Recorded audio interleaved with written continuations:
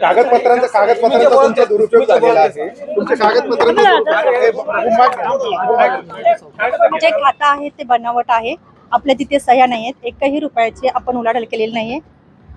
तुम्हाला कल्पना होती का समता पतसंस्थेमध्ये तुमच्या नावाची खाती कसं माहित झालं? आपल्या मीडियावरती पाहिलं आणि आम्ही आलोय. अजूनही आम्हाला कोणतीही नोटीस पोहोचलेली नाही. तुमच्या कागदपत्र पाहिली ती तुमचीच होती का बनावट होती ती?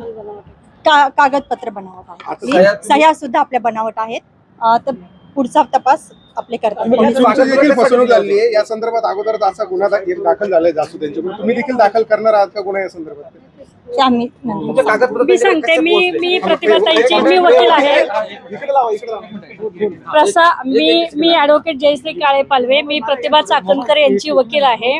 प्रसार माध्यमातील बातम्यांमध्ये जी माहिती प्रसारित झाली की प्रतिभाताई यांना पोलिसांनी नोटीस पाठवली, अजूनही त्यांना ती नोटीस मिळालेली नाही. परंतु बनावट खाती जी अशोक खरात यांनी काढलेली आहेत समता परिषदेची, त्याची माहिती देण्यासाठी प्रतिभा चाकणकर व तन्मय चाकणकर या ठिकाणी आज उपस्थित राहिलेले आहेत.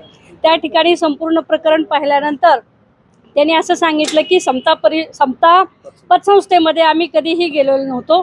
आमचं त्या ठिकाणी जाण्याचं काहीही कारण नाही. सर्व प्रकरण पाहिल्यानंतर त्या ठिकाणी त्यांचा पत्ता चुकीचा आढळून आला.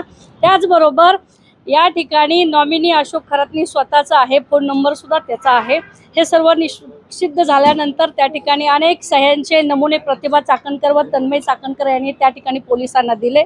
सदरील टायपिंगसाठी या ठिकाणी बराच वेळ लागला आणि हे सर्व खात्रीजमा झाल्यानंतर ते आता बाहेर पडलेले आहेत. पोलिसांना त्या वेळोवेळी सहकार्य करतील आणि तपासामध्ये मदत करतील. पण